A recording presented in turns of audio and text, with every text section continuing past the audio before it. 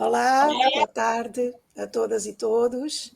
É com muito prazer que eu, em nome da diretoria da Abraplip, e enquanto uma das suas participantes, dou as boas-vindas a esta mesa que vai ser mediada pela professora Camila Duvalli e que vai ter como integrantes a professora Tatiana Pequeno, da UF, o professor Henrique Marques Samin, da UERJ, e o professor Mário Dunder, da Universidade do Rio Grande do Norte. Olá, boa tarde a todos. É Boa muito tarde. prazer estar dando estas boas-vindas a vocês e passo a palavra então à Camila.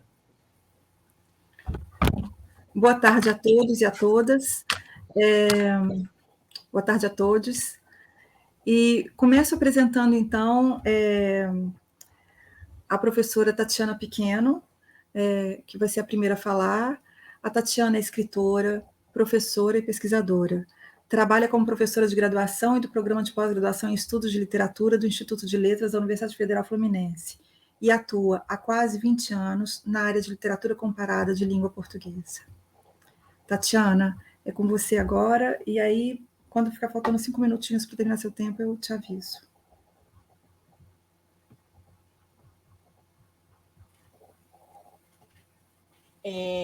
Boa tarde, todo mundo.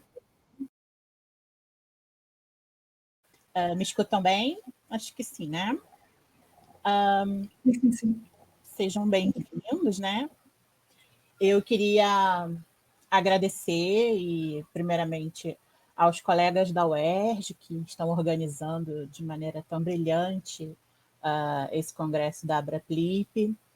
Dizer que, de alguma forma, também esses congressos da Abraplip me formaram como leitora, me formaram também, de alguma forma, como escritora, como pesquisadora, sobretudo.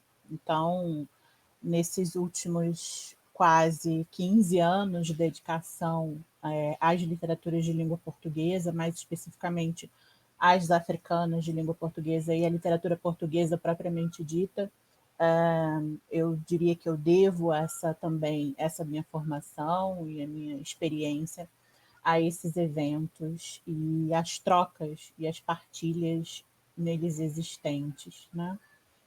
Então, eu preparei um texto. Eu queria avisar, né, informar de alguma forma que esse texto é um texto que acabou derivado de uma disciplina de pós-graduação que eu ofereci no primeiro semestre desse ano. E a partir dessa disciplina eu tenho escrito algum material em torno dessas questões e eu fiz uma espécie de adaptação desse texto que é um pouco maior para esse contexto aqui de apresentação. Então, eu vou ler para que a coisa fique um pouco mais organizada e para que tenha um pouco essa dinâmica mesmo mais coesa e também coerente para quem está ouvindo, para quem está acompanhando o evento.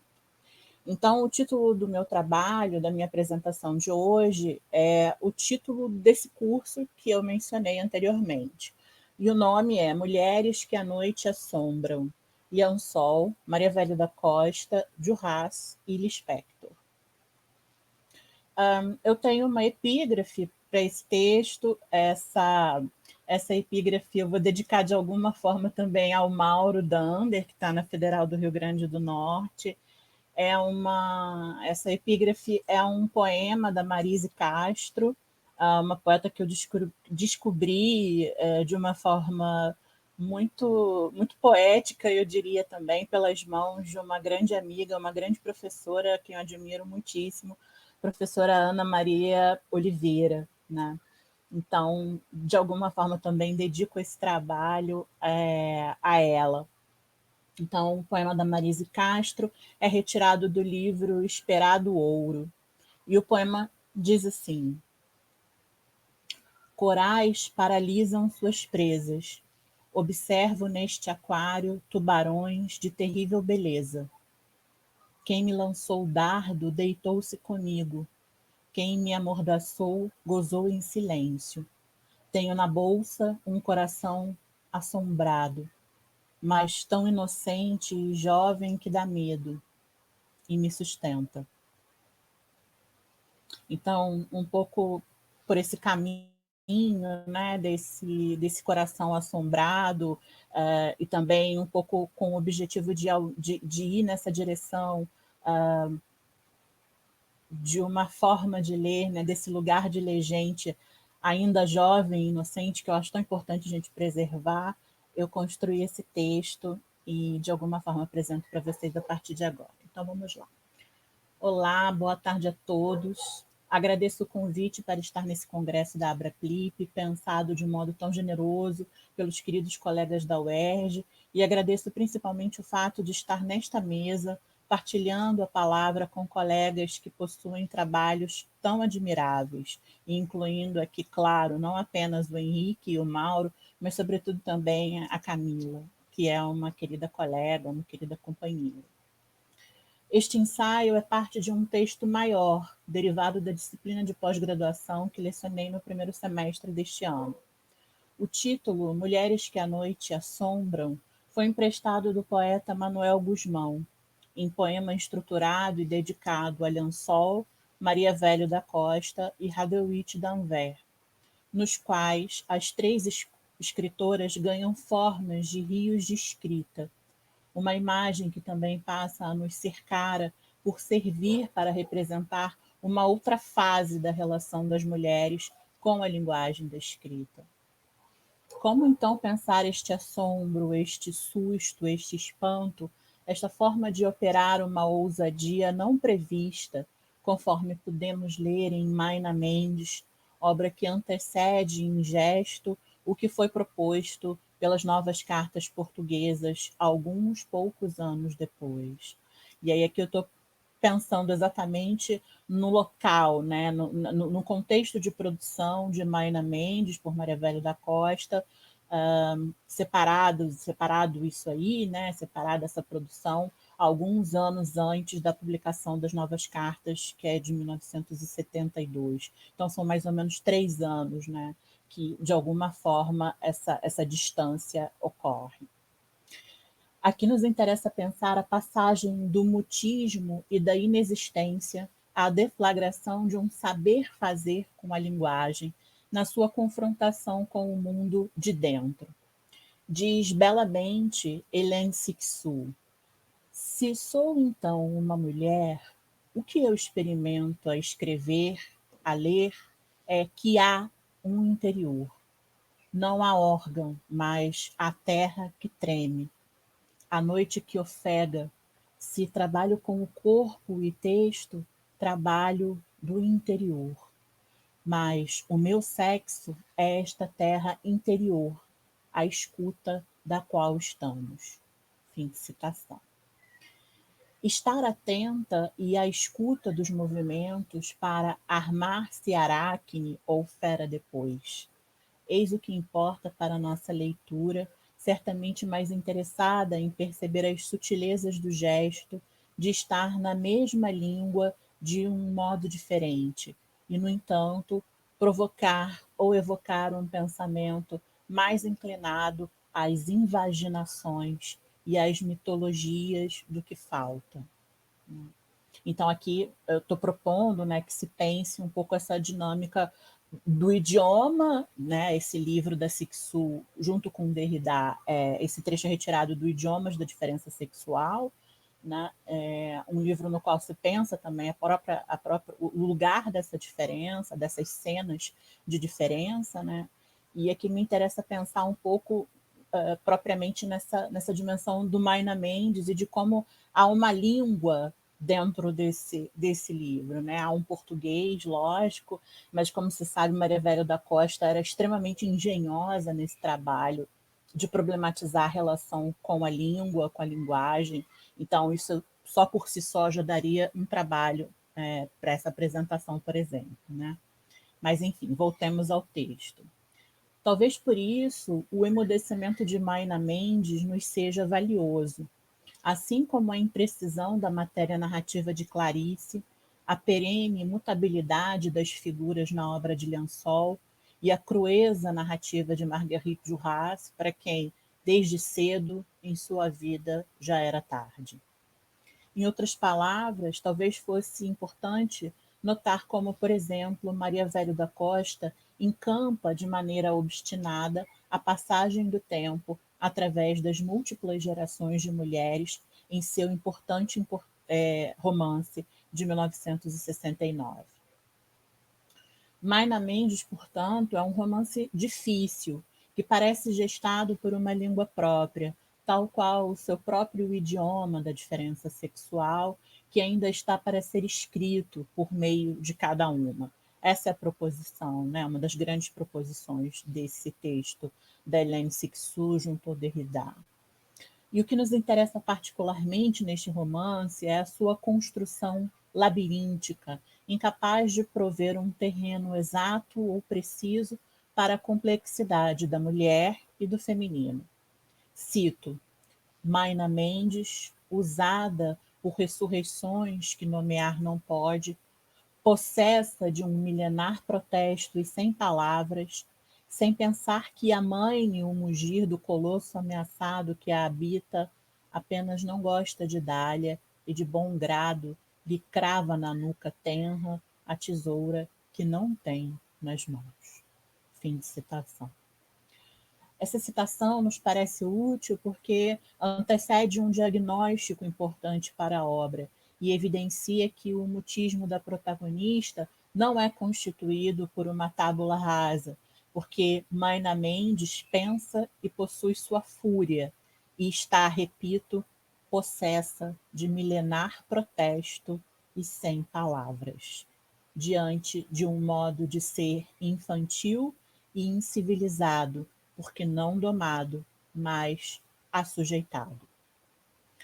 Com efeito, o que se verifica neste romance passa a ser, sobretudo, o tempo subjetivo das personagens, mesmo alguns deles sendo identificados por roupagens sociais que os engendram como homens, talvez na direção do que tenha formulado Cixous sobre a escrita de Derrida, onde ela diz: tu próprio giras em torno deste pênis real e metafórico, pênis cego, ferido, curado, ressuscitado, etc.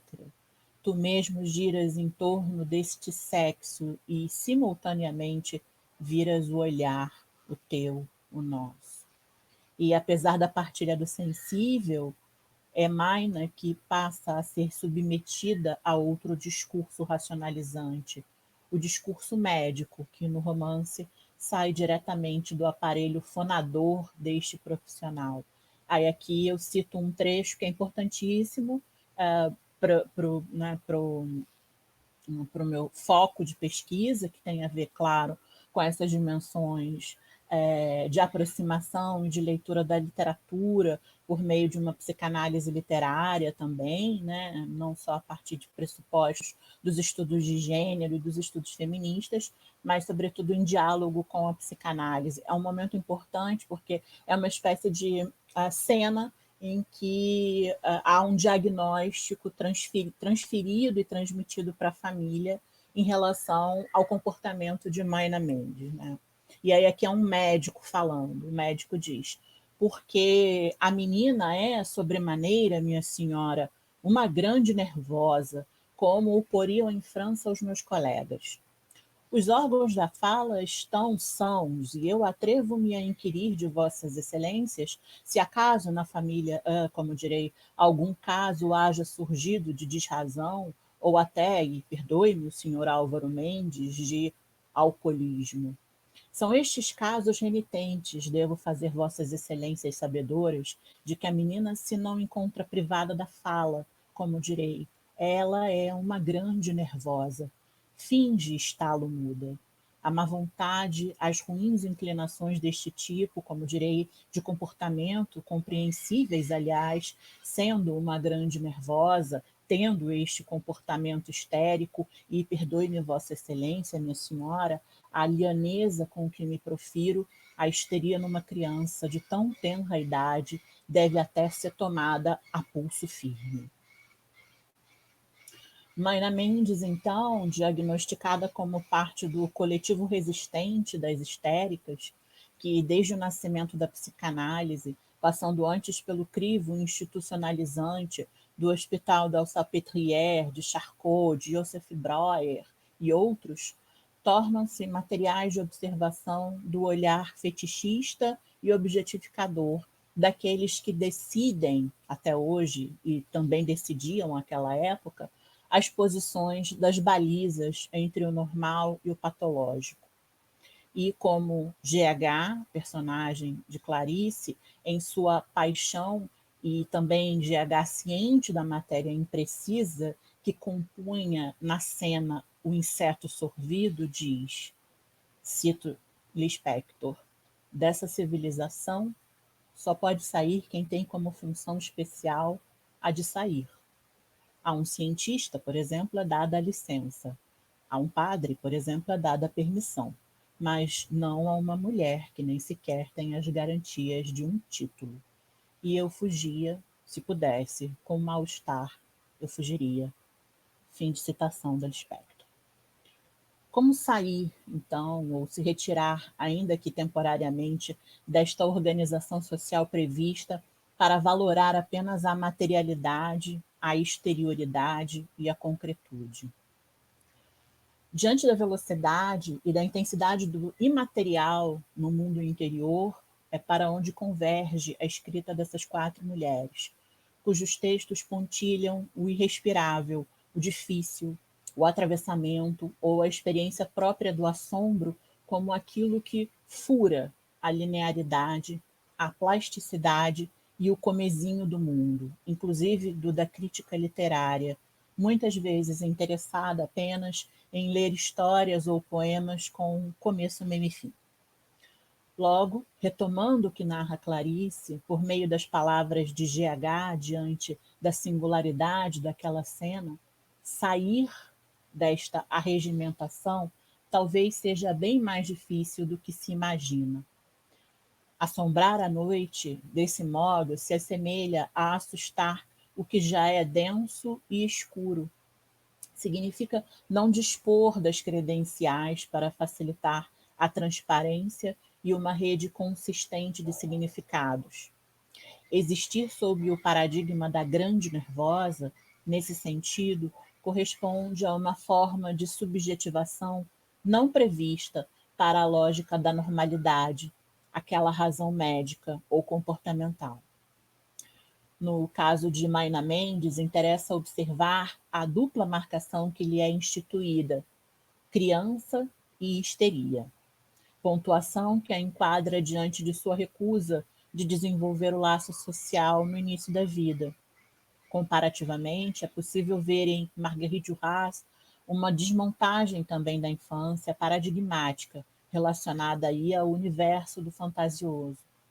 Em Cadernos da Guerra e outros textos, lemos, citação, acreditar na insignificância da minha infância é, creio eu, a marca de uma descrença fundamental, definitiva e total.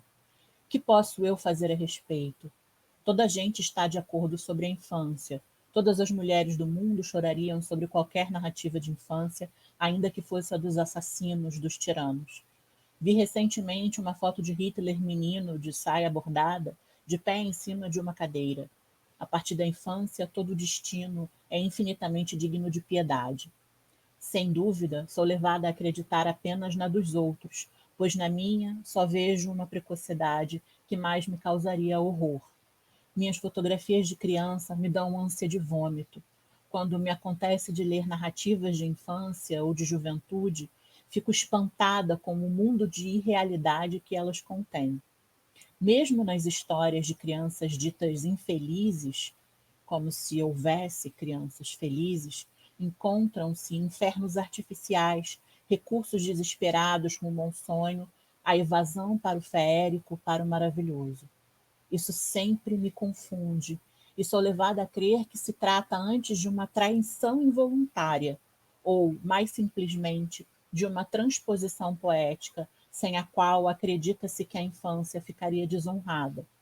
Por mais longe que vão as minhas lembranças, minha infância se desenrolou numa luz desértica e crua, tão longe do sonho quanto possível. Este se vê excluído de todos os meus jovens anos. O que chama a atenção, portanto, na relação estabelecida entre Juhás e Maria Velho da Costa, nos textos que estamos lendo, talvez seja a experiência de uma violência própria do traumático, ou própria daquilo que exige uma defesa por parte deste eu, ego, né, ainda em processo de construção. Para as duas meninas, o que nos mostra a textualidade é a construção de um modo assustado de existir, baseado numa forma reativa de testemunhar a objetificação violenta ou a desorganização subjetiva com que suas mães se firmaram no mundo. Segunda parte. Embora não possa ser considerada uma escritora... não possa ser considerada uma escritora que estivesse orientada por uma preocupação mais objetiva com as questões acerca da mulher e do feminino, o trabalho de Maria Gabriela Liansol acaba por ir ao encontro de temas que se avizinham dos problemas enfrentados pelos estudos de gênero e pelos estudos feministas, tais como o exílio, o nomadismo das figuras e uma profunda ressignificação da vida doméstica por meio da escrita de seus diários. Inscritos sob o signo da fuga política, os diários liansolianos acompanham o nascimento e a maturação de uma escrita que se esforçou para sair da previsibilidade narrativa, pois, nesta clave, interessava muito mais o trabalho de quebra de uma das estruturas principais do texto narrativo, a noção de enredo. Liansol propõe, assim, uma espécie de radicalização da criação, algo que necessariamente reencena o feminino e procura, por meio de seu trabalho, ir ao encontro de uma potência para além da falta, da melancolia e da própria ideia de distopia. Assim, se com Ana Cristina César podemos ler que, cito a Ana Cristina César, as mulheres e as crianças são as primeiras que desistem de afundar navios, com Liansol há uma infância persistente e jubilosa que recupera o fulgor e desinstitui a perda como formadora da subjetividade. Lemos em O Raio sobre o Lápis. A minha conclusão é de que não há abismo e que a infância não para de desenvolver-se e crescer. É um novo princípio de realidade, de morte e de velhice. Eu não deixo de viver no mundo interior e exterior das metamorfoses flutuantes. É já dia, mas a noite que conduz a esperança no pensamento e sobre si própria não acabou. Fim de citação. Por outro lado, talvez o que haja de assombroso na letra liansoliana seja a delineação de uma inacessibilidade que, femininamente, não autoriza nenhuma forma de consignação. Isto é, ler Liansol nunca é sinônimo de compreendê-la ou de possuí-la, como bem demonstraram Silvina Rodrigues Lopes, João Barrento e Lúcia Castelo Branco, por exemplo. Nesse sentido, entendemos ser conveniente lembrar de O Livro das Comunidades, de 77, livro fonte de viragem para a obra liansoliana, e os apontamentos que o seguem ao final, que Gabriela chamou de apontamentos sobre a escola da rua de Namur.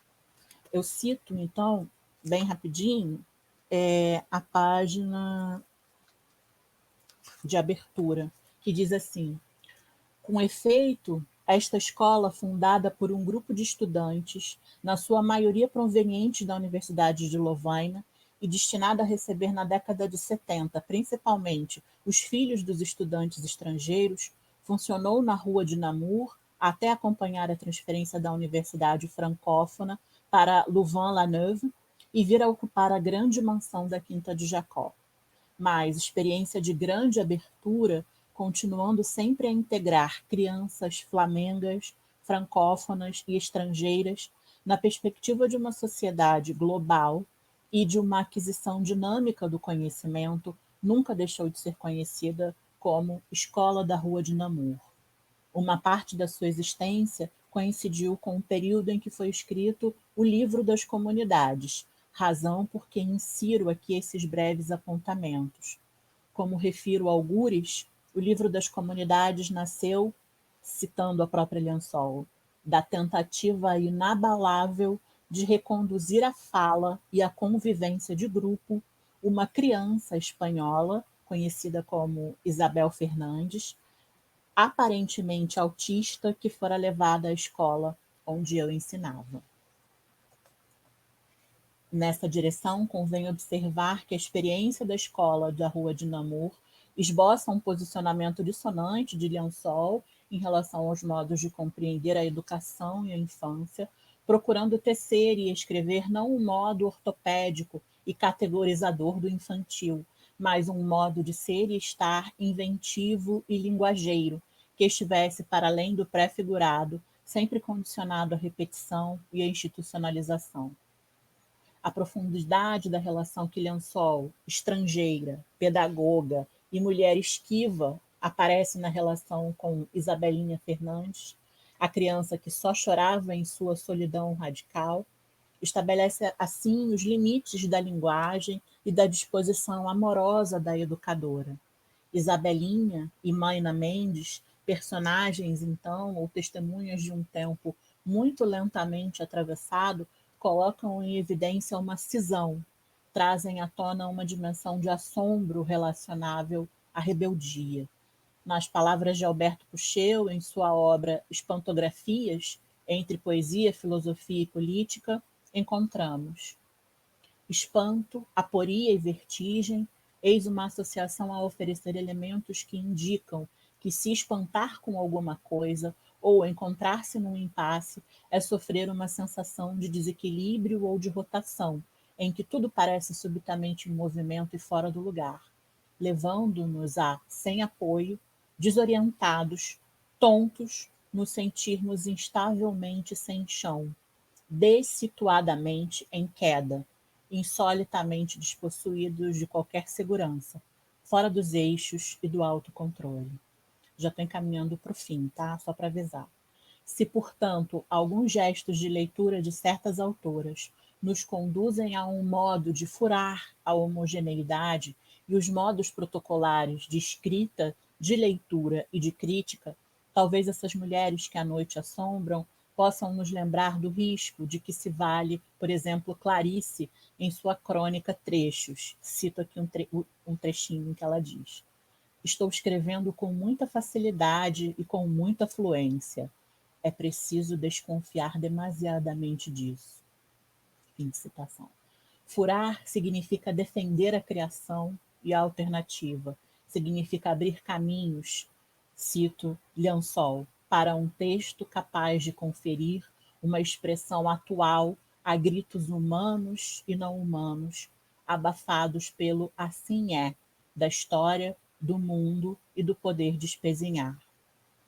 O que nos interessa, portanto, é um saber fazer com a literatura portuguesa, desde a nossa posição periférica, sem esquecer a contundência da nossa tarefa como pesquisadores, como educadores. Sobretudo, talvez, citando Liansol, porque todos são rebeldes a querer dobrar o tempo histórico dos homens, com o desejo intenso que eles se encaminhem para uma nova terra, bafejada por um céu novo.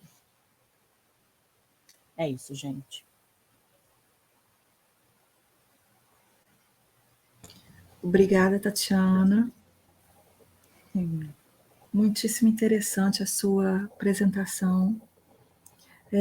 Bom, a gente agora vai passar para a próxima fala, mas está aberto, eu gostaria de falar isso para quem estiver nos assistindo, está aberto para vocês colocarem nos comentários perguntas, se querem que ela fale sobre mais algum aspecto do que ela apresentou, assim como os nossos outros palestrantes. Bom, vou chamar agora o Henrique. Henrique Samin é professor associado e pesquisador pró-cientista do Instituto de Letras da Universidade do Estado do Rio de Janeiro. Suas pesquisas abordam modos de representação de subjetividades e corpos generificados e racializados desde uma perspectiva interseccional, coordena o premiado projeto de extensão Letras Pretas, voltado ao estudo e à divulgação da produção literária, cultural e intelectual de autoria negra e feminina, desenvolvido com estudantes negras e cotistas da UERJ. É membro da equipe do Gabinete em Estudos de Gênero da Universidade de Lisboa. Recebeu em 2014 o Prêmio Docência dedicado ao ensino Anísio Teixeira, sendo eleito pelos alunos do Centro de Educação e Humanidades da UERJ, por votação direta, o professor que mais contribuiu para a formação acadêmica. Bom, com vocês agora, o Henrique Samin, que vai fazer uma apresentação para vocês. E, Henrique, quando estiver faltando 5 minutos para terminar, se você não tiver terminado ainda, eu te aviso. Tatiana, muito obrigado, Camila.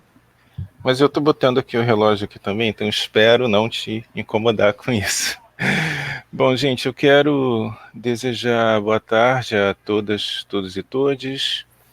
Agradecer a oportunidade de estar aqui nessa mesa, manifestar minha alegria, né, por estar ao lado dos queridos colegas, da Tatiana, da Camila, do Mauro. Agradecer ao Thales aí o apoio técnico, né, ele vai me ajudar com os slides. E nesse texto que eu vou apresentar aqui, o que eu vou apresentar não é exatamente um trabalho acabado ou finalizado. A minha proposta é apresentar alguns apontamentos de leitura sobre um texto que é absolutamente singular no âmbito da produção literária de Flor Bela Espanca. Um poema, na verdade, um poema sem título, né? A gente, seguindo a convenção, se refere a ele através do primeiro verso, a lua ignóbil informe. E esse poema, como vocês podem ver por esse primeiro slide, ele ficou preservado apenas em manuscrito. É um manuscrito que está preservado no espólio de Vila Viçosa, de Flor Bela Espanca, em um documento não datado e não assinado, constituído por 5 páginas manuscritas e numeradas a lápis. Por isso é que está tão clarinho aí no slide. Eu mostrei para vocês as 2 primeiras páginas desse manuscrito. E a versão que eu vou apresentar aqui, eu já vou pedir para o Thales passar para o primeiro slide, é uma versão que foi transcrita pela professora doutora Lina Aral, é uma versão que estará na edição que estamos preparando eu e o professor Fábio Mário da Silva para publicação no ano que vem, dos Espaços da Flor Bela Espanca, de uma obra que é absolutamente singular, como eu disse, no contexto da produção literária de Flor Bela, sobretudo pela sua forma. Não é um poema muito longo, um poema que tem mais de 20 estrofes, e um poema que tem uma linguagem que vai fluindo como uma espécie de torrente, mesclando ali uma série de imagens e uma série de elementos que, por outro lado, são bastante típicos da produção de Flor Bela. Então, o que eu vou procurar fazer aqui, ao longo dessa apresentação, é exatamente, não apresentar exatamente um close reading para essa obra, mas apresentar alguns apontamentos que possam oferecer subsídios para a interpretação dessa composição, que é uma composição que, até por conta das circunstâncias que eu mencionei, ela vem sendo pouquíssimo contemplada pela crítica, para não dizer praticamente ignorada pela crítica florbeliana. Só para explicar, então, o poema ele está transcrito em 3 slides, tá? Eu vou comentar diversas passagens dele, e eu vou pedindo para o Thales passar conforme eu for mencionando. Então, eu vou tentar seguir mais ou menos o texto aqui também, para não estourar o tempo. E vamos lá. Embora presente no verso que abre o poema, a lua ignóbil informe, a lua aparece em apenas 4 dos 15 versos dessa composição da Flor Bela, embora isso não torne a sua presença menos relevante. Qualificada como ignóbil em 3 das 4 ocorrências, já no primeiro verso, depois nos versos 4 e 70, e informe lá no verso 71 também, a lua aparece, portanto, negativamente valorada, marcada pela vileza e pela imperfeição estética. Esses aspectos têm um papel crucial para a construção da ambiência do poema, operando como focos de atração para os elementos que são mobilizados a partir da sua influência. E aí é interessante a gente cotejar essa função da lua nessa composição com outros momentos da obra poética de Flor-Bela, começando pela obra publicada. No livro de Mágoas, o primeiro livro da Flor-Bela, o luar aparece como um dos elementos constitutivos da torre esguia em que se refugia o amargurado e melancólico eu lírico, presente no soneto Torre de Névoa. Já no soneto De Joelhos, poema que desenvolve a temática amorosa a partir do verso que encerra um soneto de Antônio Nobre, Sextança, a lua é um dos benditos elementos que propiciam a emergência da figura amada, iluminando de luz a terra. No livro de Soror Saudade, o segundo livro publicado por Flor-Bela, a gente tem esse elemento aparecendo mais vezes, então é um vasto conjunto de ocorrências que eu vou procurar resgatar aqui. Começo por Esfinge, em que o luar antropomorfizado entoa um cântico triste em referência à saudade que o eu lírico sente do amante. No soneto Tarde Demais, o eu lírico menciona a ocasião em que a noite se abre em mágico luar para receber o amante, o que ocorre, contudo, num tempo em que o eu lírico já está morto, impossibilitando que se concretize a relação amorosa.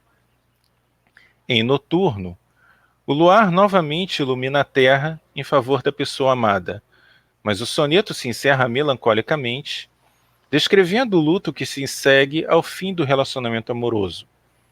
Em Renúncia, a lua é o agente que procura seduzir o eu lírico em vão, atraindo-o para uma natureza erotizada e afastando-o do convento da tristeza.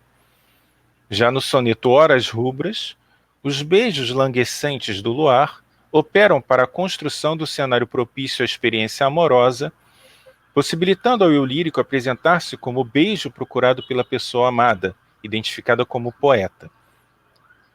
Em Princesa Desalento, o luar suavíssimo compõe o sombrio e noturno cenário em que vagueia a alma do eu lírico, assombrando o amante. Finalmente, em Da Minha Janela, o eu lírico é quem se apropria do cenário, transformando o clarão do poente em luar e propiciando que a subjetividade feminina se afirme eroticamente.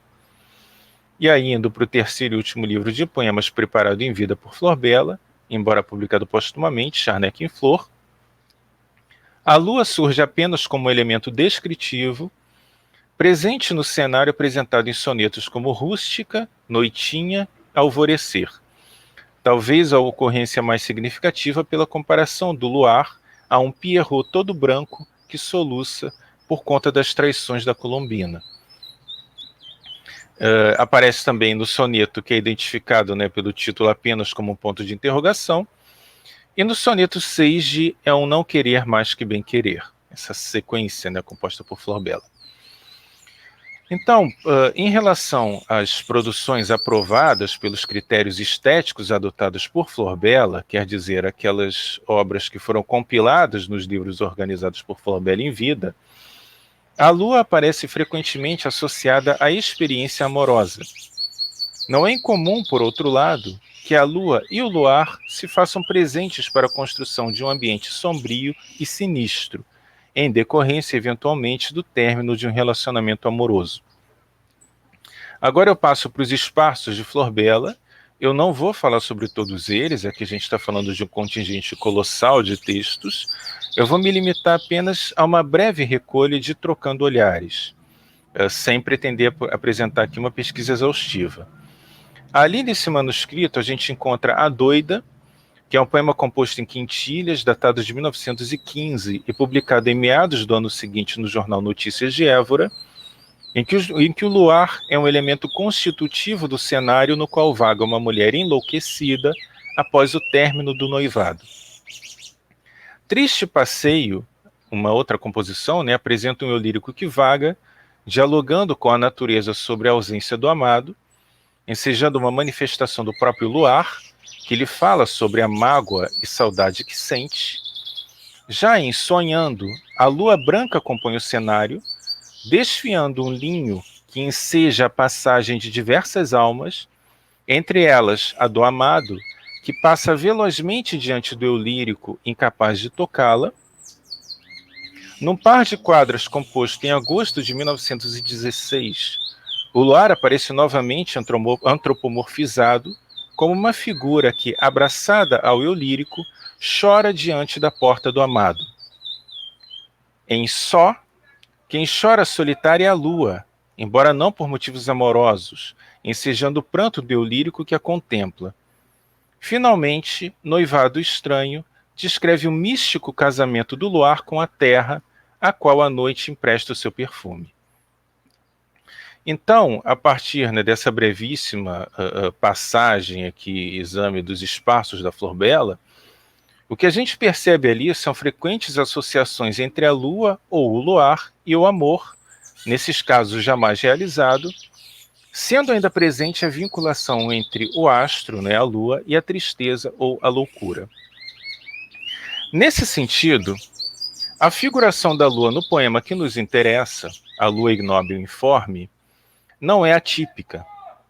Também ali, o astro enseja a aparição de almas consumidas pela desilusão amorosa, marcadas pelo ascetismo ou pela renúncia. É notável, no entanto, o modo como a escrita florbeliana deriva para uma ênfase no grotesco, atraindo um agrupamento de figuras lúgubres e desviantes.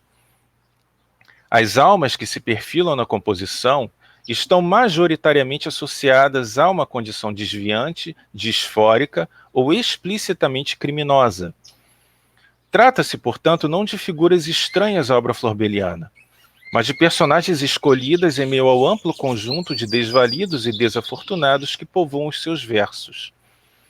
Nesse passo, a diferença da composição no que tange ao corpus florbeliano não é de ordem qualitativa, mas de ordem quantitativa, ou seja, a cena é notável não porque o tipo de figuras evocadas pelo lírico apresente características que as qualifiquem como atípicas, mas pelo volume de almas que se aglomeram ali. Eu vou pedir para o Thales passar para o slide seguinte, que eu vou mencionar alguns versos desse segundo segmento aqui, que eu transcrevi do poema. O que eu quero enfatizar é o tipo de relação que se estabelece entre o eu lírico e as almas. Se estas são evocadas pela subjetividade lírica, a fim de mitigar a solidão que experiencia no deserto do mundo, eu estou me referindo ali ao trecho entre os versos 64 e 66, vinde todas aqui a minha voz, que o mundo é ermo se estamos sós. A esse ato subjaz a certeza da identificação, seja por uma ostensiva afirmação de empatia, vós todas que sois iguais a mim, ó almas de mentira, como a gente lê nos versos 67 e 68, seja pelo tipo de experiências evocadas, frequentes na lírica florbeliana, como a experiência ascética das virgens que recusam a visão das flores, ou a disposição para a renúncia das mulheres descrentes de beijos e noivados. Agora, o que eu quero enfatizar é que da afirmação dessas relações empáticas deriva a sugestão de que o mesmo se aplica às outras almas, mesmo no que tange a atos criminosos, violentos ou traiçoeiros. Nesse sentido, o poema assume o registro próximo de um ato de contrição levado até as últimas consequências.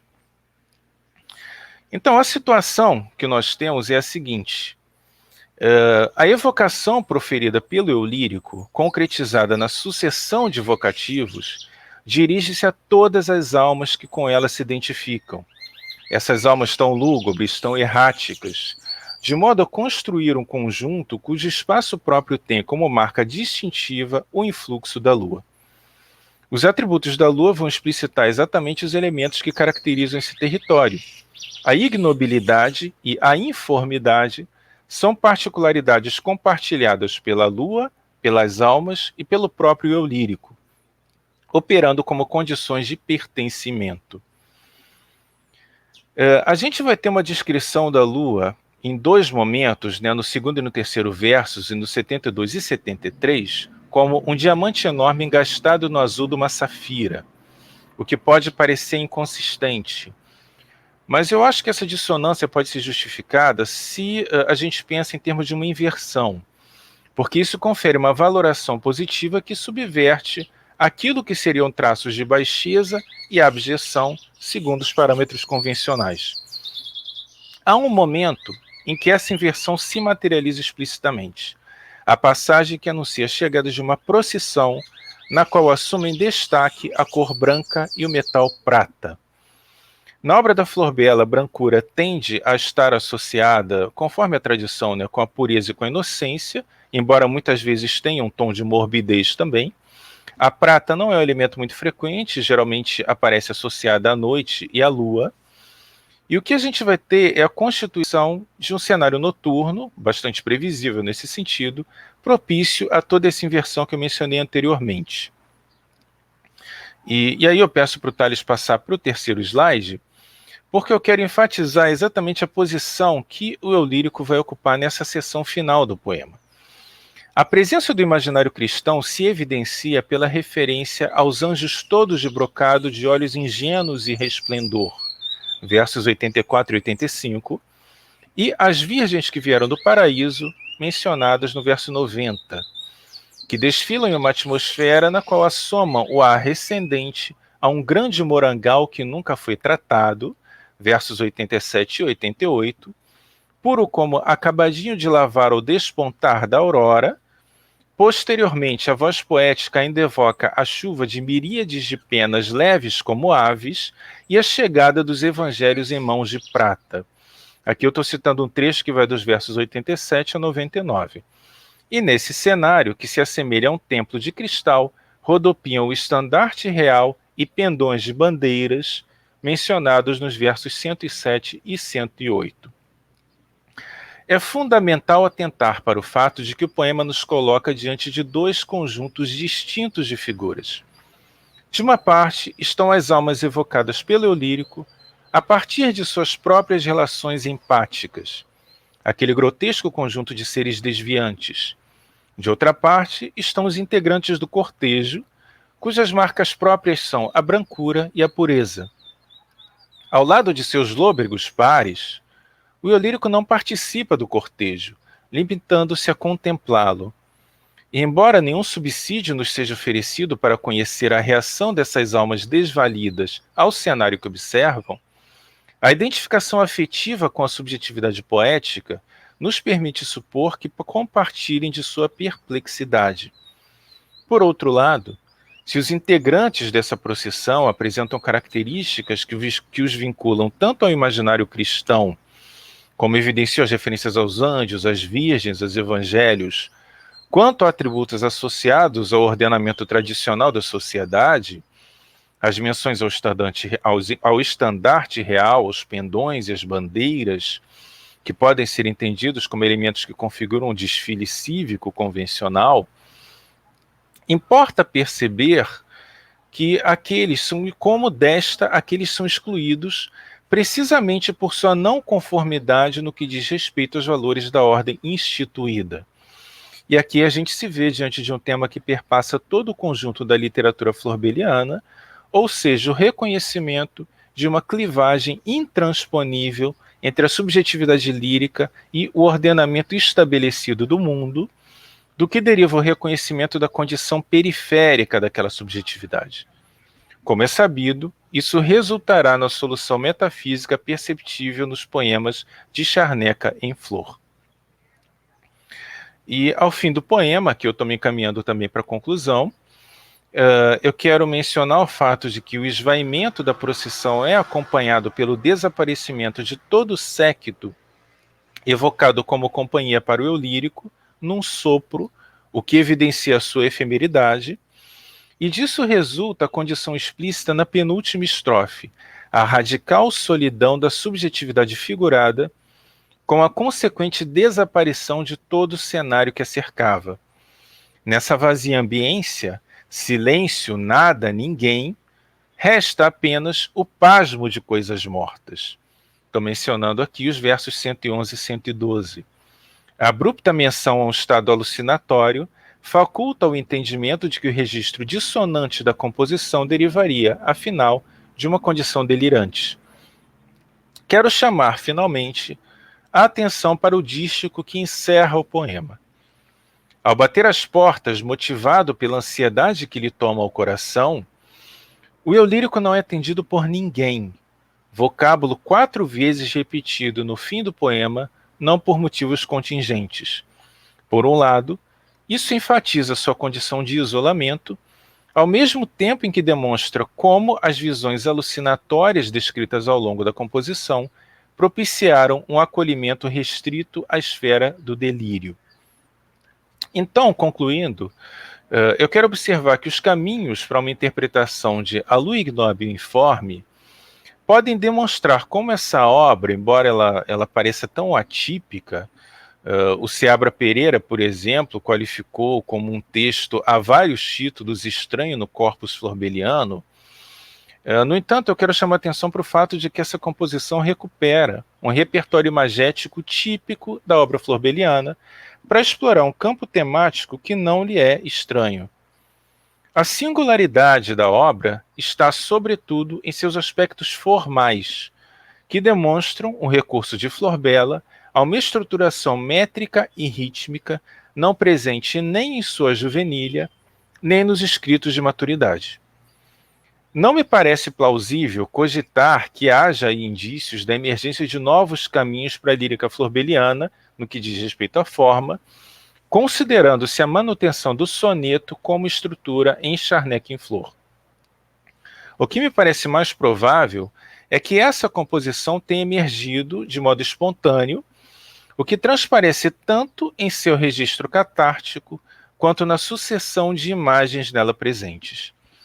Nesse sentido, mesmo que Florbela não tenha aproveitado esse poema, que tanto se distancia formalmente de sua obra publicada, ela permanece plenamente reconhecível nesses versos, que evidenciam um momento desviante, mas não menos instigante, de sua força poética. Muito obrigado.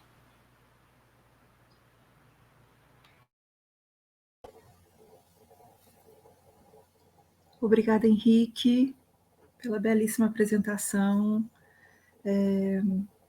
Que flor bela e instigante essa que você nos apresenta. Bom, vou passar agora para a nossa terceira apresentação, não sem antes avisar o público que está assistindo, que se quiser fazer algum comentário, enviar alguma pergunta, para colocar aqui nos comentários, que no final a gente vai passar para os palestrantes.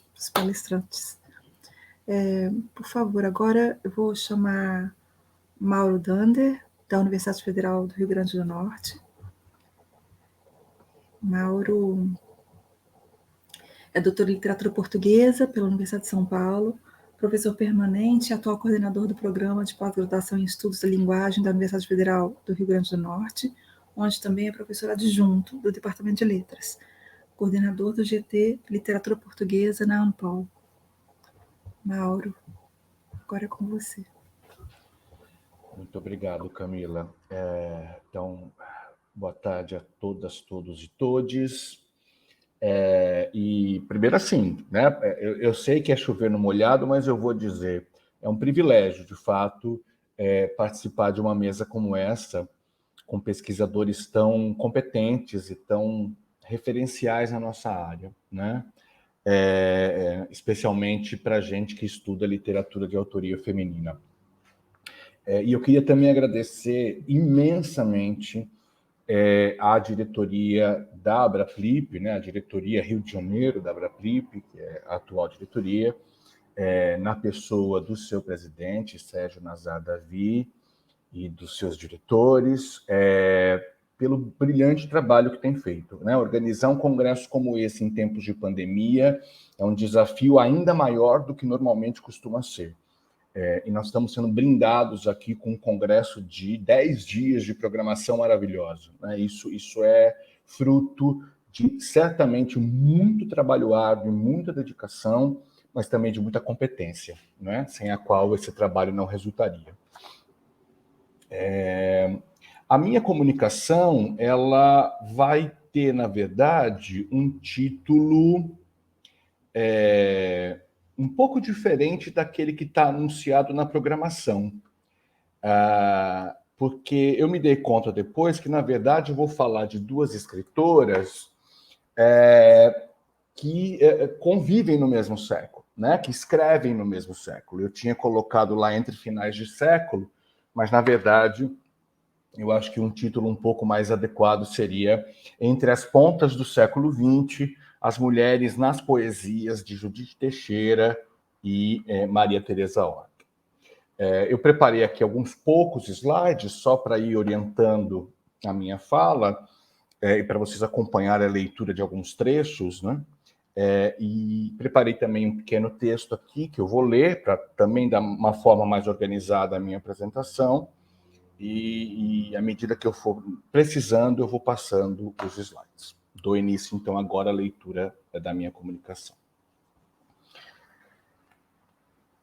O vetusto e tradicionalíssimo dicionário Caldas Aulete estabelece assim: subversão. Ação ou ato de subverter, ruína, queda, destruição. Ação ou efeito de seduzir, de encaminhar alguém para maus fins. Perversão moral, ação ou efeito de destruir, de perturbar completamente. Rebeldia contra a lei, contra a autoridade estabelecida. Revolta contra os princípios estabelecidos. Uma breve observação das escolhas lexicais empregadas na definição dada não deixa dúvidas. Subverter é algo indesejável, condenável mesmo. Afinal, ruína, queda, destruição são palavras assustadoras e que tornam em discurso ocorrências que, via de regra, fomos ensinados a evitar. Por outro lado, termos como seduzir, rebeldia contra a autoridade estabelecida, revolta contra os princípios estabelecidos não são estranhos àqueles que estudam literatura, especialmente a literatura de autoria feminina. E, nesse sentido, a literatura portuguesa do século XX apresenta algumas das autoras mais afinadas à ideia de subversão da ordem que, bem sabemos, é patriarcal, machista, misógina, tudo isso sustentada e sustentando o pilar central do capitalismo. Em uma sociedade como essa, o preço a pagar pela subversão pode ser bastante alto. Às vezes, um ostracismo impiedoso e injusto. Outras, agressões físicas e a impregnação de rótulos moralistas que perseguem as subversivas por toda a vida. Seduzir, rebeldia contra a autoridade estabelecida, revolta contra os princípios estabelecidos. De certa forma, essas definições constituem o cerne do próprio fazer literário, já que a literatura tem o poder de seduzir e, pela sedução, provocar rebeldia e revolta, ainda que pelas mais diferentes razões, nem sempre este poder seja exercido por quem escreve. Todavia, seduzir e rebelar-se são ações que estão na essência das poesias de duas das mais combativas e combatidas mulheres da literatura portuguesa do século XX, Judith Teixeira e Maria Tereza Horta. Segundo Cláudia Pazos Alonso, em 1920, 3 anos antes da publicação de Decadência, o livro de estreia de Judith Teixeira, Antônio Ferro dizia em uma palestra de 6 de novembro, cito Antônio Ferro: em Portugal, Colette não seria possível. Todos os escrevinhadores, todos os aparos sujos da minha terra cairiam sobre ela, acusando-a de imoral, de fútil, de extravagante. Fim de citação. A referência a Colette, escritora que escandalizou a sociedade francesa do final do século XIX, conquistando uma notoriedade que se manteve até sua morte em 1954, não deixa dúvidas. A sociedade portuguesa rechaça qualquer forma de arte que desafie a reacionária moral vigente em um país que, como se sabe, vive naquele momento um processo de recrudescimento do conservadorismo político e comportamental que vai desaguar no golpe de 1926. Em tom quase profético, Antônio Ferro aponta para um modo de fazer literatura que Portugal vai condenar em 1923 no episódio que fica conhecido como literatura de Sodoma, e no qual estão diretamente implicados Antônio Boto, Raul Leal e Judith Teixeira. Nesse sentido, é importante notar que uma enorme parte dos textos que estudam esse episódio simplesmente omitem o nome da poeta, referindo-se com muito mais ênfase à defesa que Fernando Pessoa fez de seu amigo Boto. Marcelo Caetano, em texto de 1927, intitulado Arte sem Moral Nenhuma, arte aí, inclusive, entre aspas, refere-se assim à literatura de Sodoma. Cito Marcelo Caetano. Tem ultimamente aparecido nas livrarias, alguns precedidos de largo reclame, vários livros obscenos. Houve já uma inundação parecida. Desculpem, gente, eu tô concentrado aqui no texto, acabei esquecendo os slides. Tem ultimamente aparecido nas livrarias, alguns precedidos de largo reclame, vários livros obscenos. Houve já uma inundação parecida, aqui há alguns anos, quando um tal senhor Raul Leal publicou um opúsculo intitulado Sodoma Divinizada, que nas montras era ladeado pelas canções de um tal Antônio Boto e por um livro de grande formato intitulado Decadência, de uma desavergonhada chamada Judite Teixeira. É curioso notar que enquanto Raul Leal e Antônio Boto são menosprezados pelo rótulo de um tal, e no caso dos livros, pelo adjetivo obscenos e pelo substantivo opúsculo, a Judite Teixeira dirige-se à única ofensa pessoal, que é a rotula de desavergonhada, a despeito de seu livro ter reconhecido seu grande formato. E contra uma escritora desavergonhada e subversiva, a sociedade portuguesa vai empreender de maneira muito bem sucedida o que Maria Lúcia da Alfarra chamou de, cito da Alfarra, a mais feroz e persecutória sentença misógina. Em um de seus poemas mais emblemáticos, Judite Teixeira assume a condição de subversiva que rejeita o que se lhe impõe e age para destruir o que lhe amarra. O poema A Outra, de 1922, traz consigo, a partir do próprio título, a marca da recusa aos modelos comportamentais a que eram e são submetidas as mulheres portuguesas em uma cultura impregnada de pudores e moralismos. Cito o poema de Judite Teixeira. A outra, a tarada, aquela que vive em mim, que ninguém viu, nem conhece, e que enlourece a hora linda do poente, pálida e desgrenhada, vem contar-me muitas vezes, na sua voz envolvente, incoerente e desgarrada, a estridência da cor, a ânsia do momento. A rubra dor do sensualismo no ardor de cada paroxismo. Não há angústia maior que essa tragédia interior, a intransigência dos seus nervos, irreverentes servos da sua inconsciência. E é sempre a mesma dor angustiada em cada sensação realizada. Todo o seu canto morre num clamor. Nada é verdade, só existe a dor. Nada mais subsiste. Mesmo o prazer e a sensualidade, só na dor existe. O eu poético de A Outra revela-se desde o título uma transgressora. Seja lá qual for a mulher que se espera que ela seja, ela é a outra, em um inevitável diálogo com o eu poético do Cântico Negro, José Régio, que nunca vai por aí. Logo no primeiro verso aparece a imagem que a torna diferente. Ela é a outra, a tarada, a que não é a mulher que o patriarcado português espera que ela seja. Essa caracterização convoca para o poema não apenas o corpo feminino, mas o corpo feminino que não esconde a sua libido e, ainda mais, não a pauta pelas convenções sociais em torno do desejo feminino.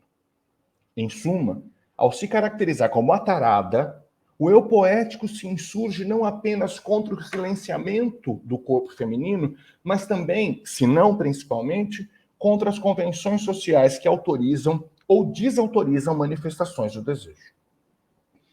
A consequência dessa insurreição manifesta-se logo. Os versos seguintes denunciam a imposição de clausura ao corpo desejante que limita a manifestação de seus desejos a esse mesmo corpo que ninguém viu, que ninguém conhece. Os versos de Judite Teixeira sugerem, assim, que o único prazer autorizado para a mulher é aquele que se dá na clandestinidade, nos raros momentos em que ela se vê livre para deixar vir à tona sua condição desejante, em que pese a condição de tarada atribuída à mulher que vive sua sexualidade. É relevante notar que o poema de Judith Teixeira aborda diretamente o desejo e traz esse mesmo corpo, também censurado de maneira explícita, o que se dá pelas imagens da tarada e pelas descrições implicadas em elorece, pálida e desgrenhada, voz envolvente, sensualismo, entre outras passagens do poema em que a outra associa a relação do eu poético com o próprio corpo por meio das seguintes palavras: incoerente, desgarrada, estridência, rubrador, paroxismo, angústia, tragédia, intransigência, dor angustiada e dor, com inicial maiúscula que aparece 2 vezes. Subversão. O Portugal de Salazar, ao assistir ao surgimento de sua própria Colette, condena ao ostracismo absoluto. E 45 anos depois, no governo do mesmo Marcelo Caetano, que tão ferozmente insultou Judith Teixeira e apoiou abertamente a queima de seus livros, o país demonstrou que as palavras proféticas de Antônio Ferro ainda permaneciam válidas. Portugal não estava preparado para as mulheres que, além de denunciarem a opressão do machismo, ousavam mais uma vez subverter a ordem estabelecida, reivindicando o direito sobre o prazer do próprio corpo em uma condição de sujeito.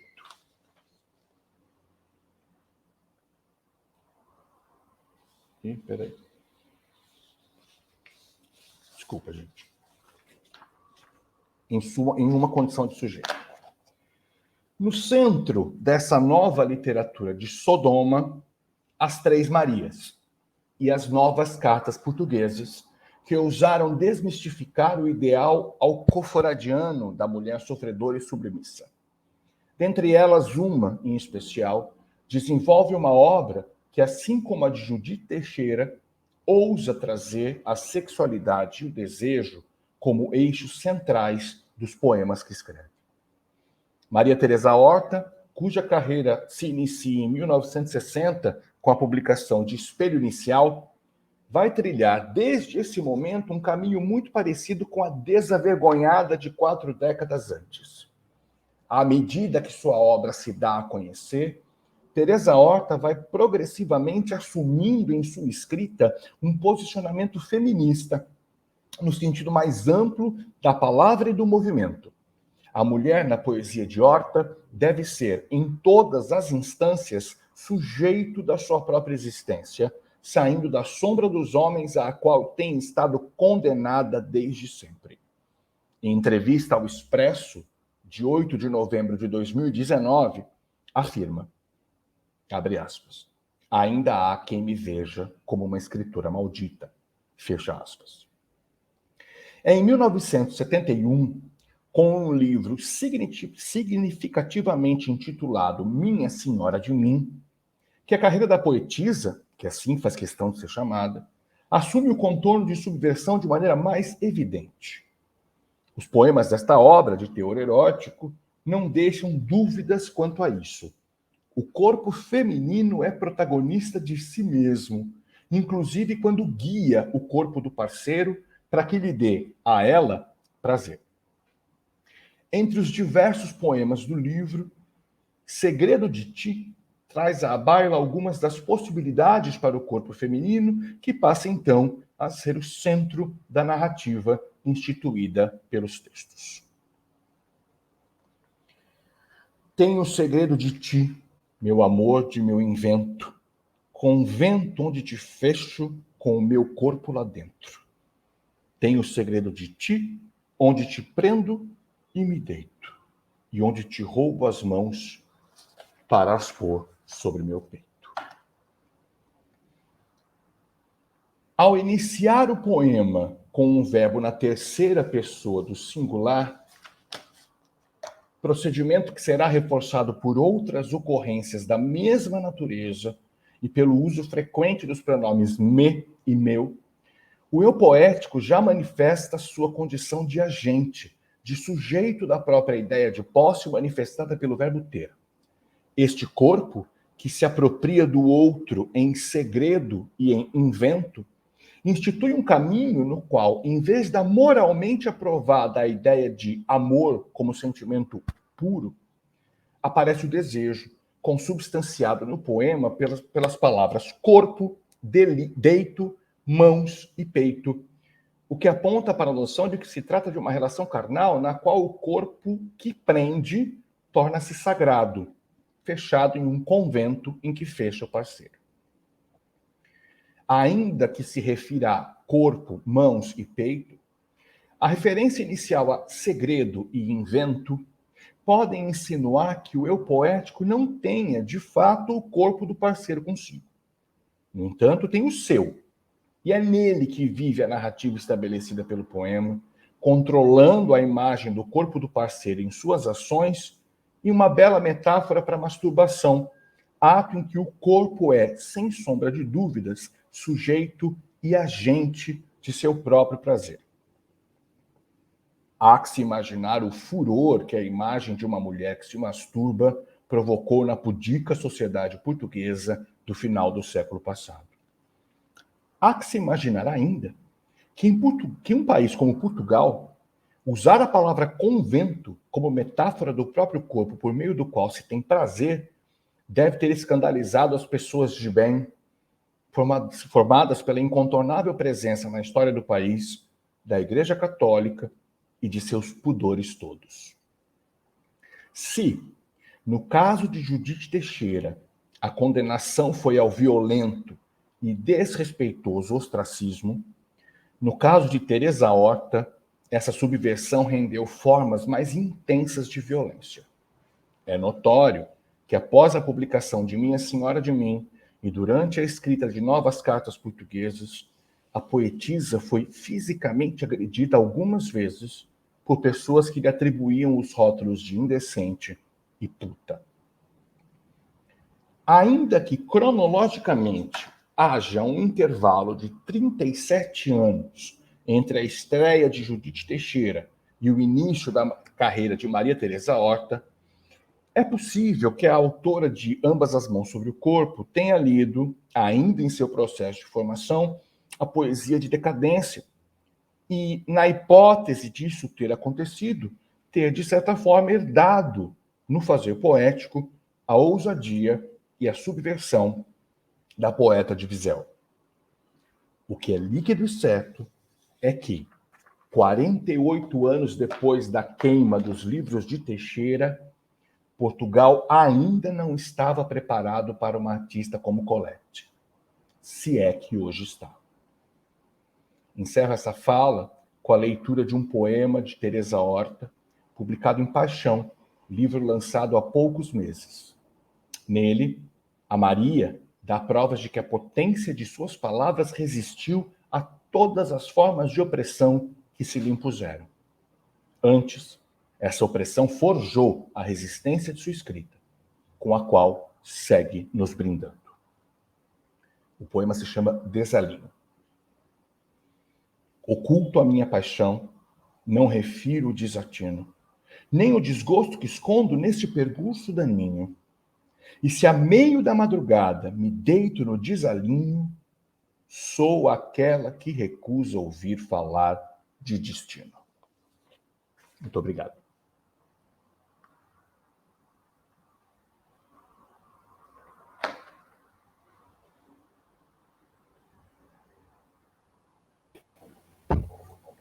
Olá. Bom, abrimos então agora nesse minuto para que as pessoas que queiram se manifestar, enviar alguma pergunta. Olha, aviso que as perguntas vão direto para o técnico e ele é que me envia, tá? Se alguém achar que eu não estou passando alguma coisa aqui, não é isso, é porque eu não vejo até que ele me envie as perguntas. Acho que eu vejo aqui nos comentários, né? Eu estou olhando aqui.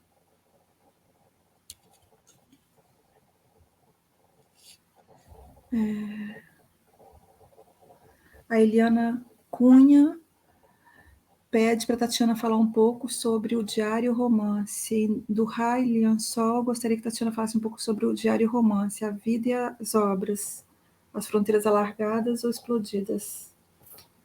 Grata.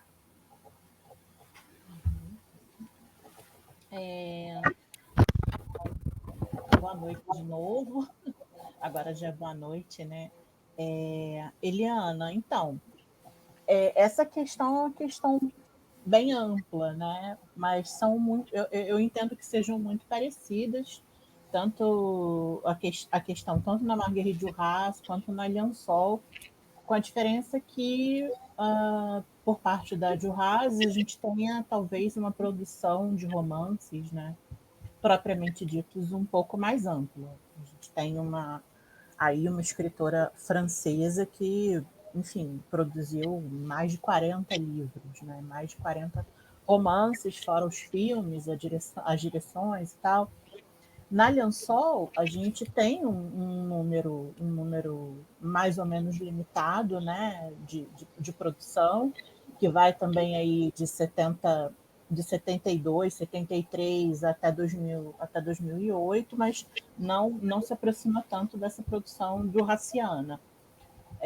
Mas, por outro lado, em termos de diários, no caso da Liansol, essa dimensão é uma dimensão que eu entendo bem mais alargada.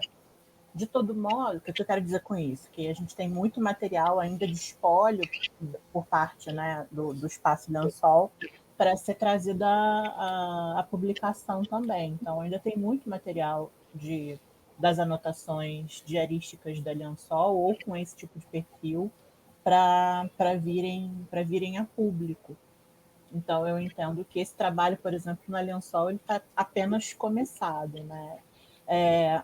Eu posso falar também, acho que um pouco de uma forma mais próxima, né, dessa questão na Liansol, porque eu entendo que ela tem uma frase que é muito importante, né? Quando se escreve, não interessa tanto a literatura, mas interessa saber em que real se entra. Ela anota isso, né?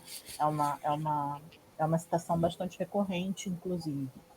Então, essas fronteiras talvez sejam menos delimitadas, eu entendo dessa forma.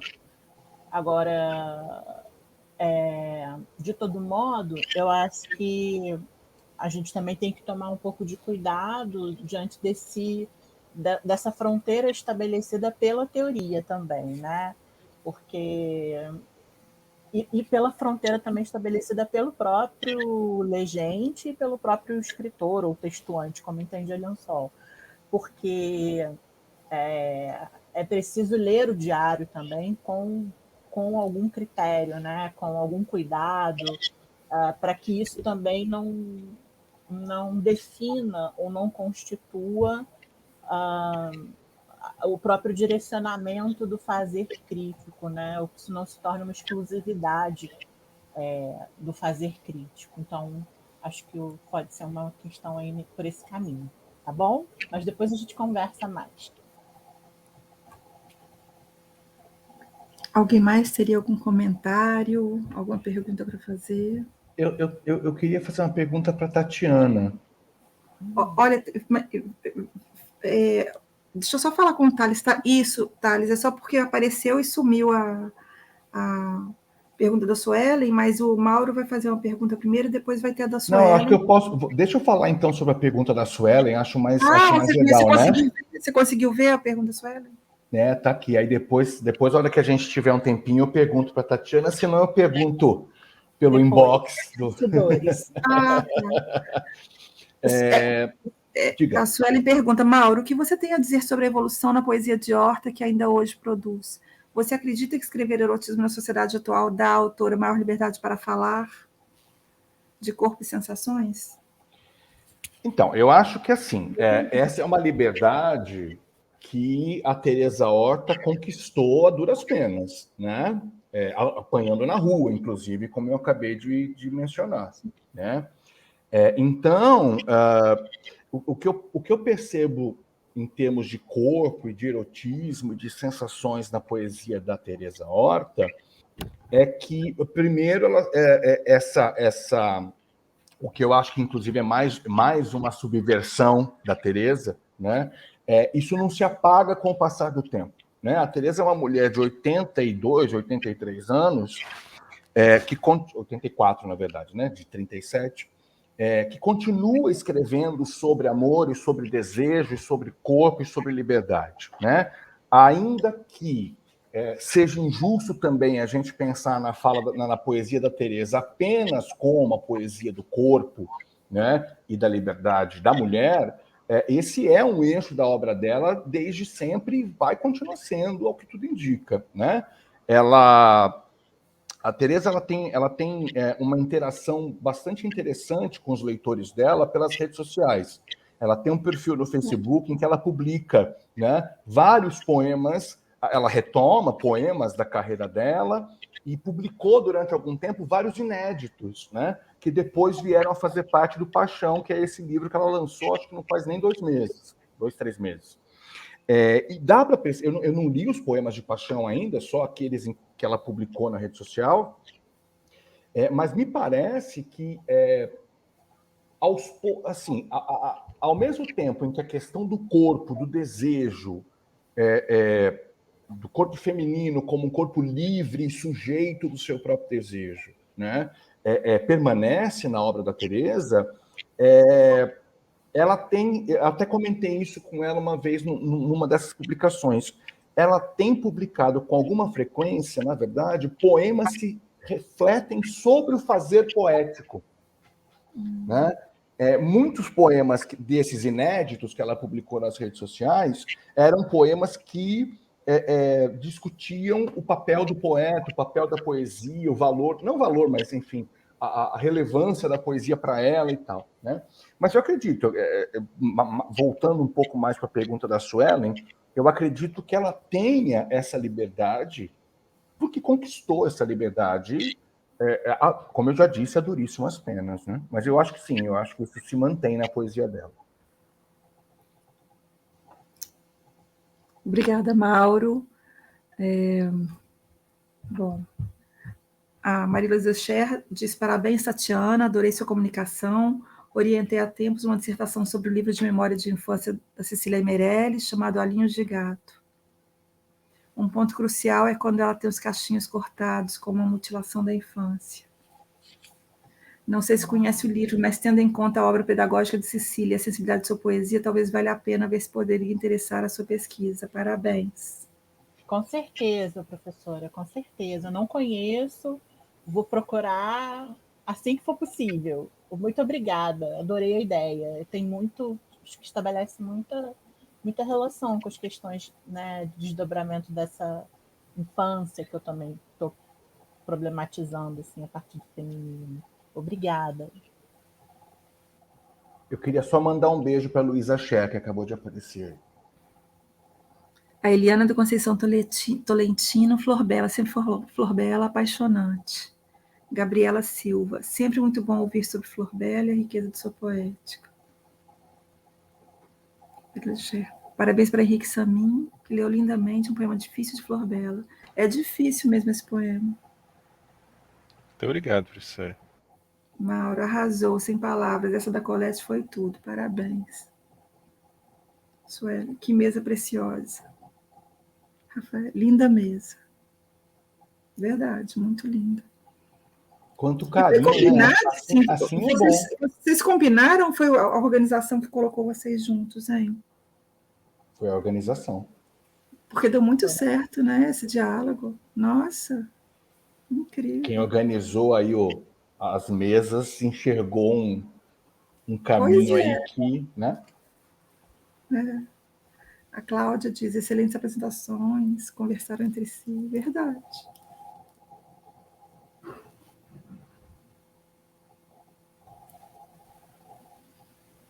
Excelentes falas, parabéns, Andréa Castro.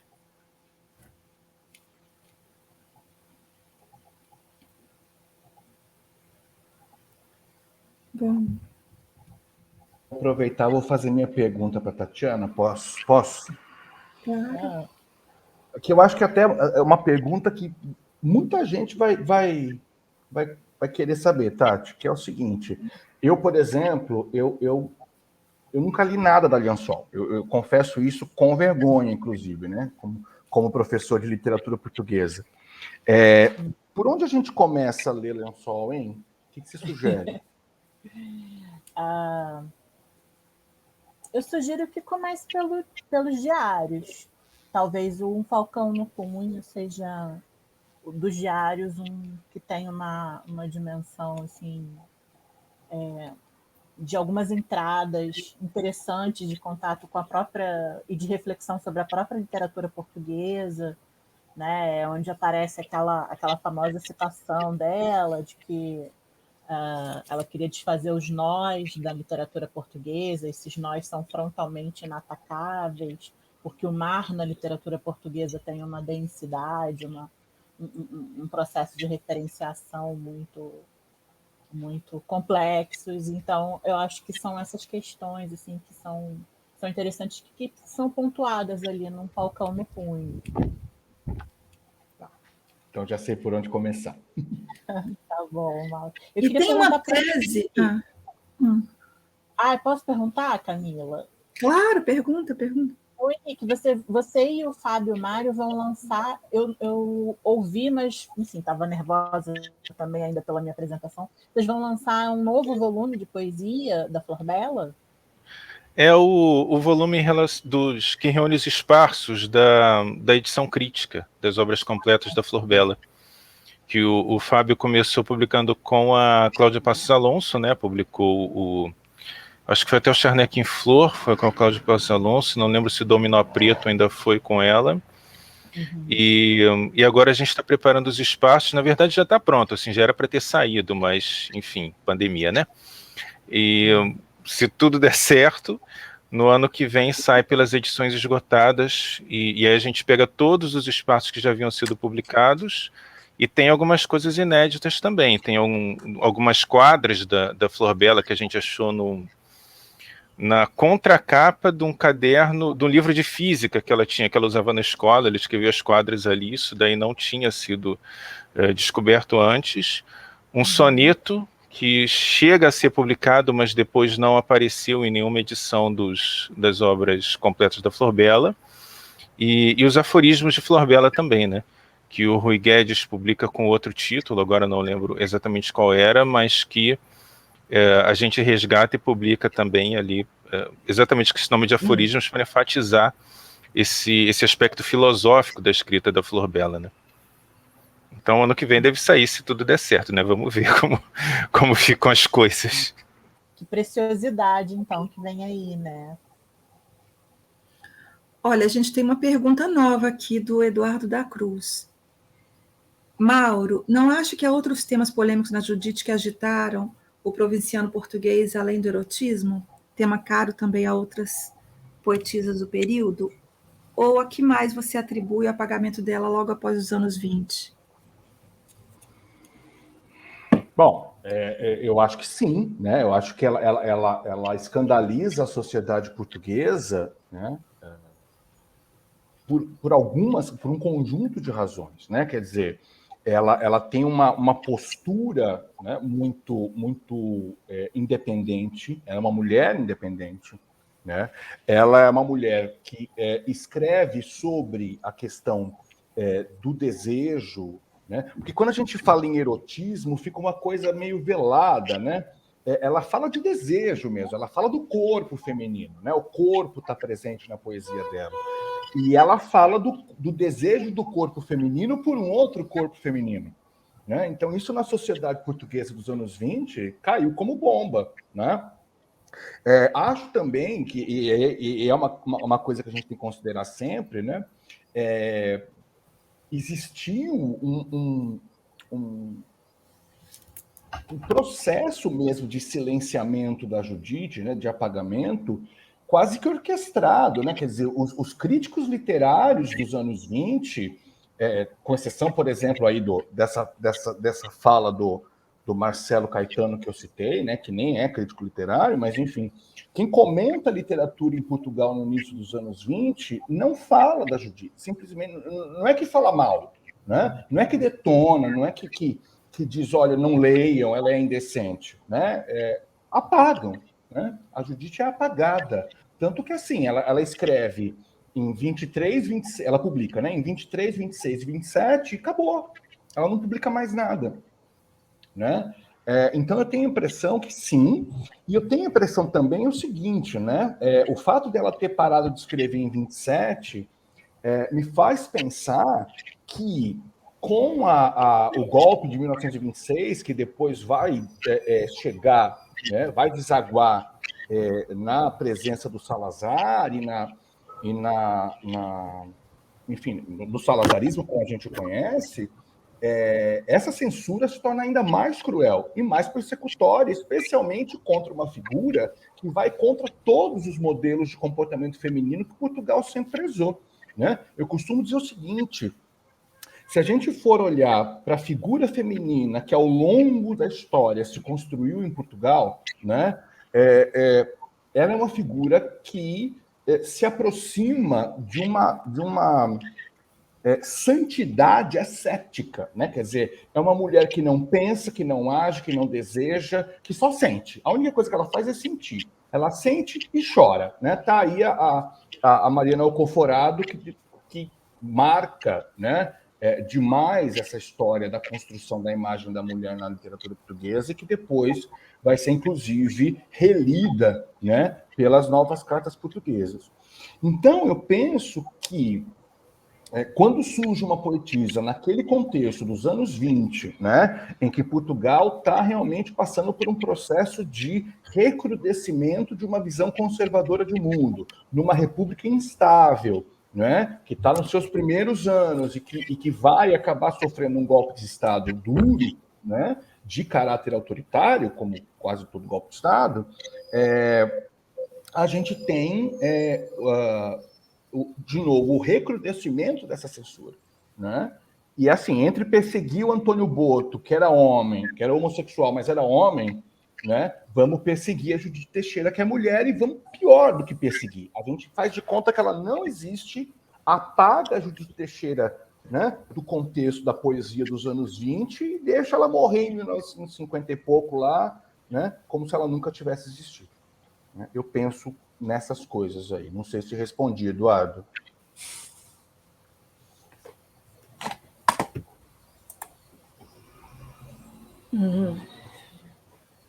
Vocês estão me ouvindo, gente?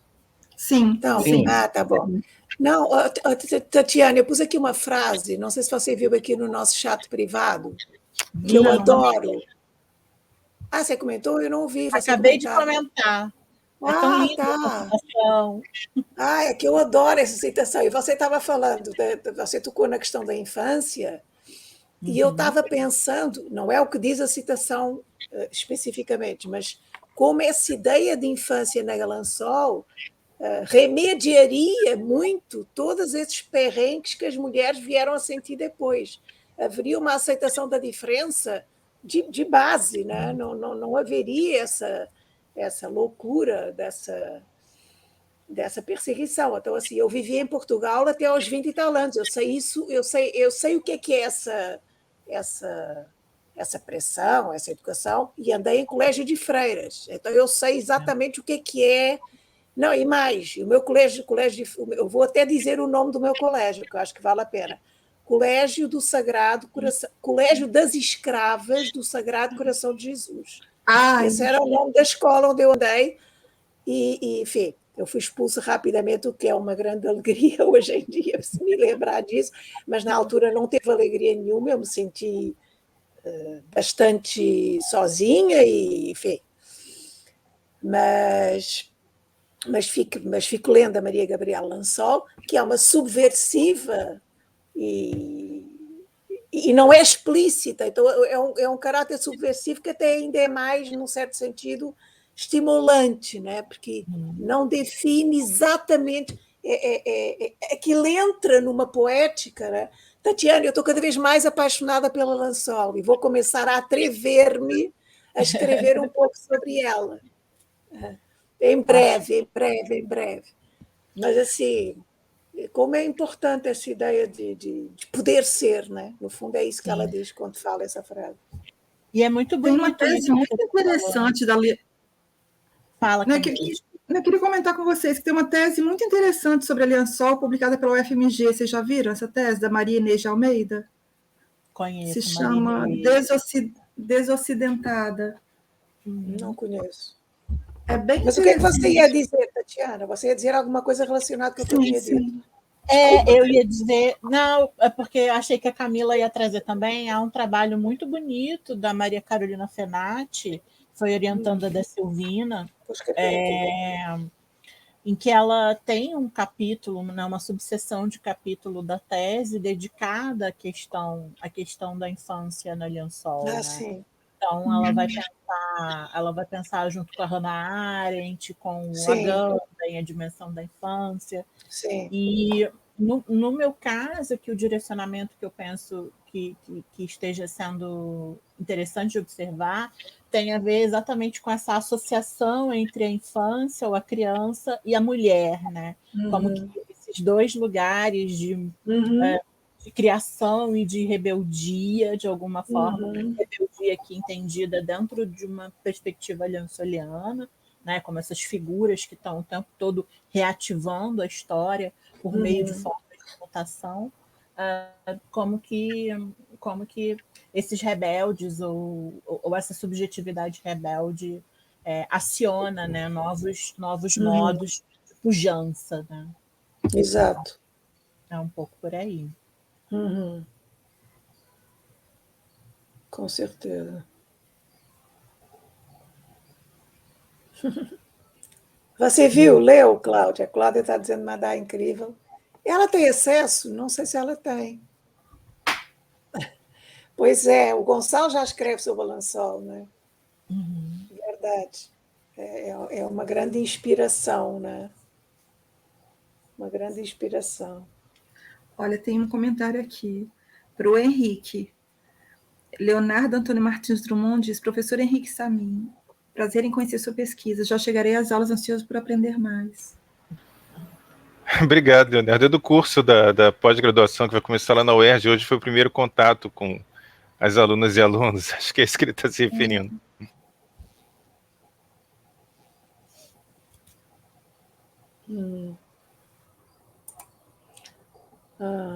Agora, eu queria só pontuar que essa lembrança desses tempos ditatoriais, não é? Que, sem dúvida nenhuma, incidiram de formas particulares sobre alguém que se atrevesse a querer fazer do seu corpo o seu corpo, não é? Mesmo que isso tenha sido aí muito mais violento, houve uma nuvem, havia uma nuvem, pairava uma nuvem de impedimento nas pessoas, não é?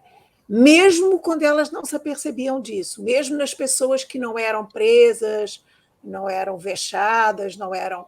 Era uma sociedade sem desejo nesse sentido. E agora estou usando a palavra desejo de uma forma muito mais ampla do que a palavra do desejo sexual, não é?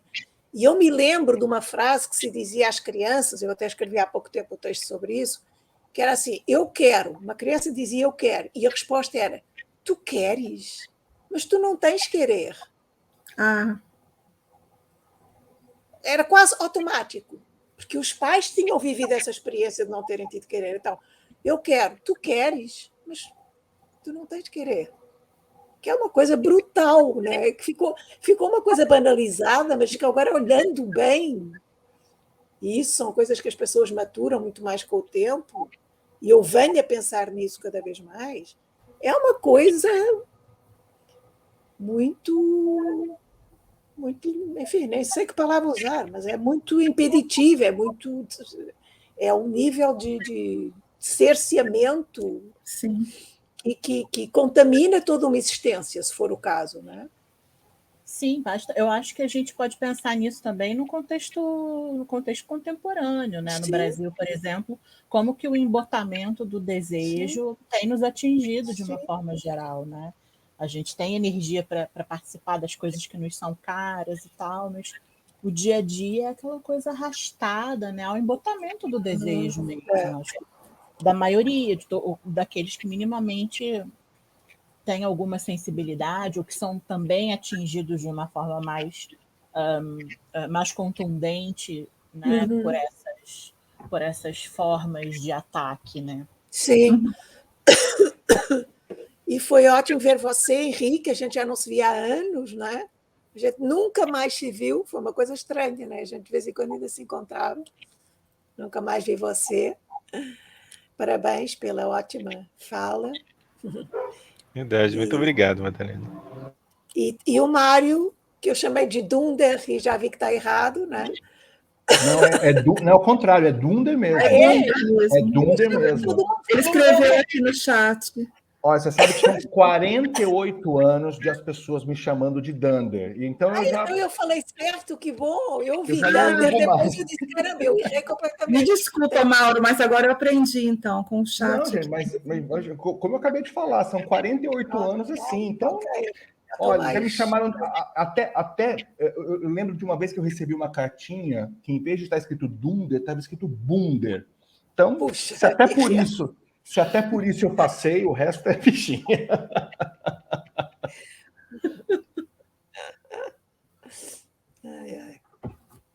Foi ótimo, foi muito bacana essa mesa. Eduardo está falando as palavras interditas, né, do Eugênio, né? Cada um de nós tem apenas a oferecer um horizonte de cidades bombardeadas. É um pouco por isso mesmo. É isso aí. Com certeza. Olha, parabéns a todos vocês. Foi muito bonito esse diálogo todo. E parabéns à organização, viu, Madalena? A organização desse Abraplip, coisa incrível, né? Sim, a gente se dedicou muitíssimo sobre a direção do nosso querido Sérgio Nazar Davi. Mas foi realmente um trabalho que tem 2 anos. Assim, a gente pensou metodicamente sobre cada mesa, cada encontro, e como seria, e realmente todos muito receosos, né, sobre uma coisa totalmente remota, e estamos muito felizes de ver que estávamos todos com muita vontade de interlocução. Então, sim, não é a melhor interlocução, é a interlocução remota, mas é uma interlocução, né?